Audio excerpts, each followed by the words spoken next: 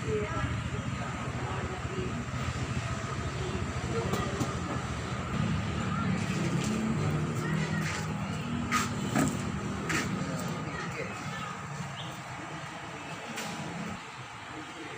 lagi cari pisang untuk kuah belangong.